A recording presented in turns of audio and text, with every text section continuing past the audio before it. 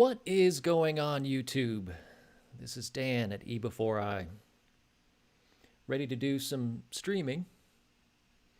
Want to talk to you about some things. Very important things.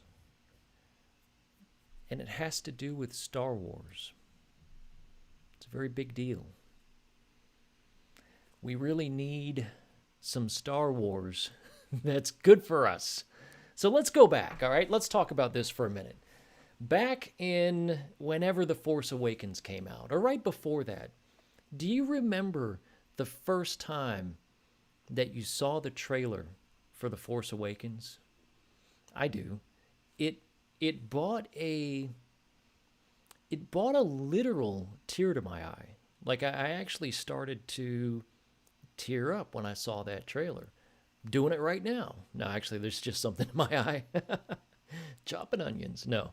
But what happened is a lot of time had built up between the last Star Wars prequel to the start of something new, of something that was going to be kind of the promise of what's next. You know, because at the time, you have to think that the prequel trilogy really, it sold a gazillion tickets, right? It did well enough in the box office. But the problem is, it wasn't so much critically acclaimed. And going back with the Phantom Menace and some of the missteps with Jar Jar, and I won't get into all that. Believe me, they have their fans, and that's fine. But I think the general audience was ready for something new and something different. And when it was first announced that Disney took over the Star Wars franchise, for me it was exciting. It's like we've got some real money coming into this property, and that's exciting. You know, J.J. Abrams was brought on board. For me at the time, that was exciting. Kathleen Kennedy, that we didn't know anything about. Oh, well, that's not true. We knew that she worked with Lucas. We knew that she had a long history with Spielberg and a lot of people. The fact that she worked side by side with George and was taking over Lucasfilm was a huge, just breath of fresh air for me. I was like, thank goodness George handed this off. It's got money behind it. Disney's just taken off with Marvel. What could go wrong? And boy, did things go wrong. Now, not everybody's going to agree with me, and that's fine. You have your own opinions, and I'm not going to argue. If you love The Force Awakens, if you loved The Last Jedi, if you loved The Rise of Skywalker, that's cool. That's completely your thing, and you should do you. But for me, what happened was I saw The Force Awakens, and I thought it was pretty good. It was basically a retelling of A New Hope, but we've got some new characters. We've got Rey, who was sort of like, you know, a female Luke. I know that's a bad term to some people, but, you know, woman on desert finds out that there's more to her life than she realized, and she gets whisked away on an adventure. There's a new Death Star or planet. There's a bad guy in a mask. I mean, it was a retelling to me. At the end, the thing explodes. Anyway, so still hung on to hope because The Last Jedi is coming in directed by Rian Johnson, which in theory should have been fantastic. But what ended up happening? By the way, if you're chatting, I don't think I have my chat window working, so if I miss anybody, you know, I'll let you, or just ignore it. But anyway, so we get moving to The Last Jedi and Rian Johnson, who I was a big fan of. And what happened with The Last Jedi was Rian Johnson decided, well, I want to make my movie. And I want to do Star Wars my way. Forget J.J. Abrams. Forget The Force Awakens. I don't like what he did. That was a retelling of Star Wars. I'm going to do my film. Well, guess what? Kathleen Kennedy in the background said, yeah, cool. Y'all do what you want. And so what ended up happening was you had two movies that fought each other, had nothing to do with each other.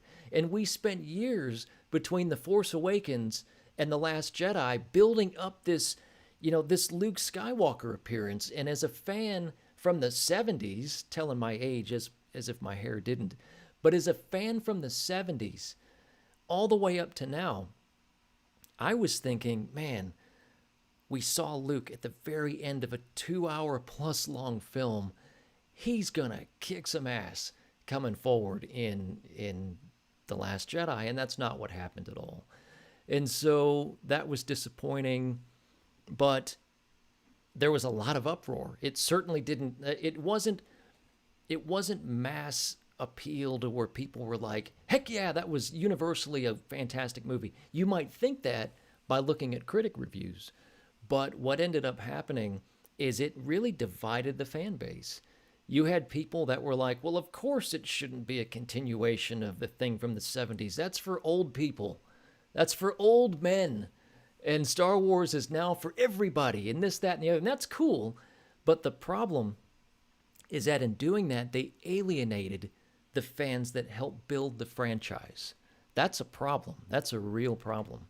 So Disney heard some of this feedback, and Kathleen Kennedy said, all right, well, let's make this third one, bring JJ back in. There's a lot of turmoil behind the scenes and producers and directors in and out. We'll talk about that some other time. So JJ comes back, and now he's like, well, heck, we've got to retcon The Force Awakens. Kathleen Kennedy's like, cool. And you had all this turmoil behind the scenes. The big baddie was supposed to be Matt Smith from Doctor Who. You see the posters back here. Used to be a big Doctor Who fan. That's for another thing. But what happened was you had this thing where Disney couldn't make up their mind on what direction they wanted to go. They couldn't make up their mind. And so what you get out of something like that is a trilogy in which each movie is so disjointed. The person overseeing Lucasfilm, Kathleen Kennedy, seemed to be cool with that, and so that's what we got in Star Wars. So moving forward, there was this little nugget of hope, and it was called The Mandalorian. And say what you will about The Mandalorian, but okay, everybody liked Baby Yoda, cute, but what was it about The Mandalorian that really hit home with people? It felt like Star Wars. It felt so disconnected from the sequel trilogy. It was as if someone else was behind the scenes making this happen. Well, it really was. And what we believe is going on is Jon Favreau actually may have more pull behind the scenes than people realize, as well as Dave Filoni. And now we're coming up on a season 2. This news story that I'm about to read to you comes from Bounding Into Comics. Great website. Go ahead and bookmark this if you haven't already. But this is rumor, so please take this with a grain of salt. This is not something that is confirmed truth. This is a rumor, but it's a very interesting rumor. So let's read through this. So Bounding Into Comics says, a new rumor details that Star Wars creator George Lucas is training new directors for The Mandalorian. What? Let's keep going. The rumor comes from YouTuber Overlord Doomcock. Great, by the way. Please subscribe to Doomcock. Who also claims that Disney and Lucasfilm are going back into production on The Mandalorian for both Season 2 and Season 3 at an abandoned Air Force base. Now, why would they do that? Well, there's a virus going around. On YouTube, we have to call it, unfortunately, the beer bug. Because if you say the real thing, they end up pulling your video and tell you can't make money on it. So we don't need to do that.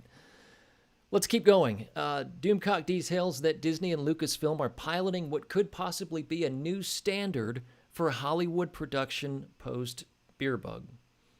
They state, allegedly, as per a source who spoke to one of their agents, Lucasfilm is poised to implement a new and radical plan to produce The Mandalorian, a plan so innovative it may become the new de facto standard for Hollywood productions. So basically what they're saying, and please go read this article on your own, that they're going to quarantine people and put them in an Air Force base where they're tested and kept under quarantine. That way they can act face-to-face and not have to worry about spreading this thing back and forth, which is great.